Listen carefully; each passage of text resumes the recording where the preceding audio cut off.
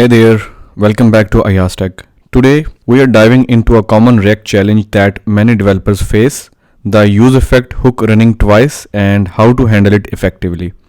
Understanding this behavior is crucial for building robust applications.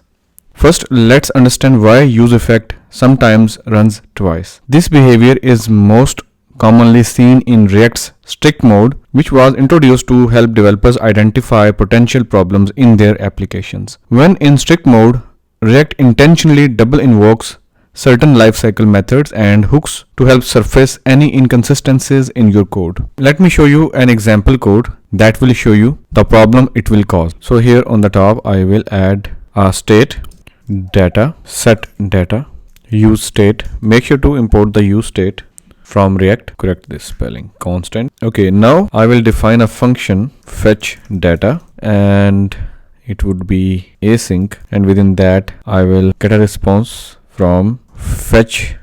I'm hitting the backend server.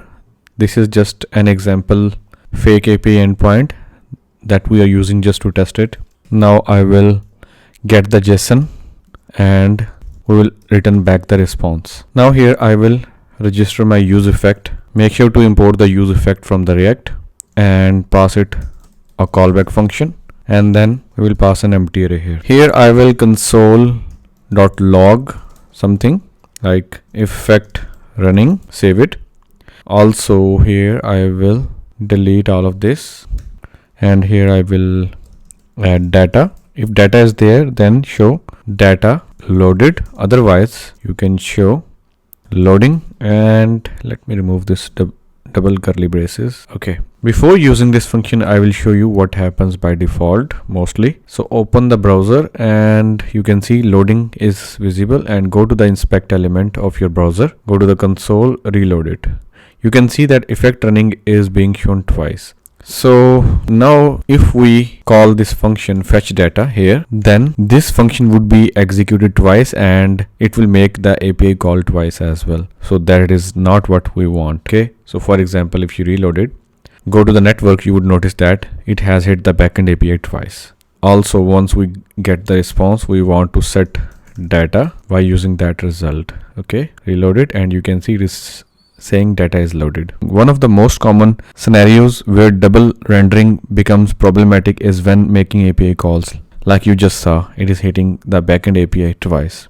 So let me show you how to handle it properly. So in your component, you can use this approach, create a constant effect ran. You can name it anything else and call the function useRef.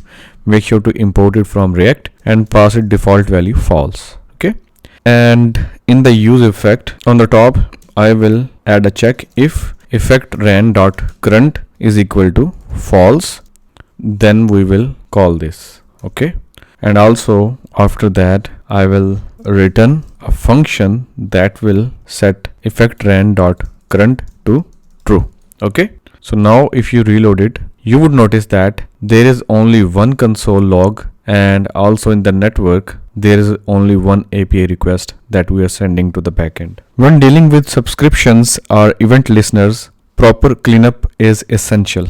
So for example, let me show you another example. Let me delete everything from here and this as well, and on the top I will create a constant window width. Set window width is equal to use state window dot inner width, and after that I will create useEffect and will pass it a callback function, and within that I will pass another argument that is empty array, so that it could call this function only at the time of mounting this component. And here we will define the handler. So constant handle resize is equal to, okay, and here I will set window width window dot inner width, and here we will add event listener, and after that we will clean up function. Okay, here I will check window dot add event listener, call it, and here we will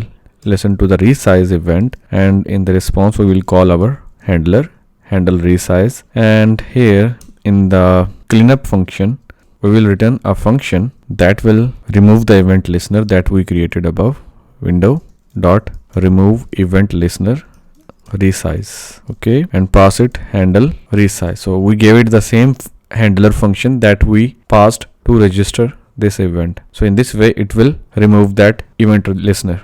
And here I will simply add window width is window width. Here I will add pixel, and now let's see. Currently it is showing that window width is 1600 pixel. If you reduce it, it will update the value in the real time, and it is also using the good practice.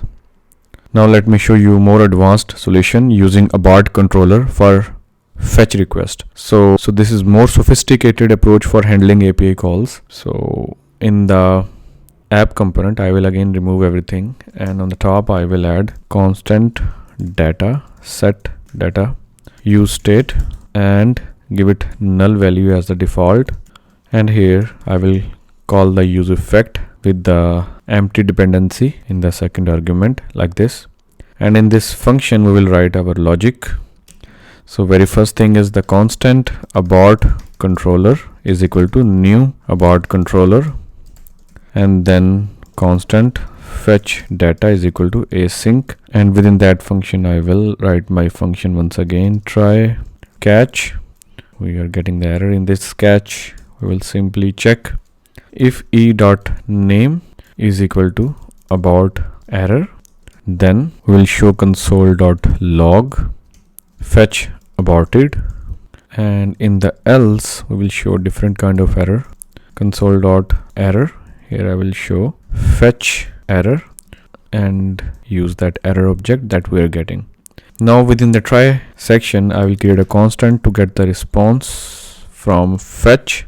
I used again the JSON placeholder, that is a fake API, so it will give us the to do from this ID, and we are setting the data to our state that we got from the response. Now at the end, after this function definition, I will call this fetch data, and also I will return a function that will call the function AbortController.abort. One important thing that is left is here in this fetch function I will pass a second parameter with an object, and it will have a property signal, and we will give it the AbortController.signal. Okay, now here again I will display if data is defined, then show data loaded, and otherwise show loading. Okay, save it. Now let's test it. Inspect element, go to the console. I made a mistake here. I should have used the await here. Save it. Okay, now reload it. You can see it is saying data loaded. Okay, and let me show you what is happening here. There were two API calls and one API call was cancelled automatically.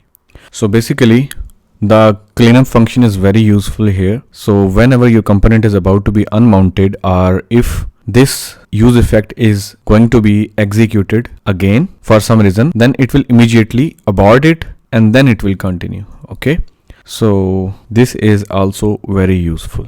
By the way, if in the development environment sometimes this repetition happens because of the strict mode.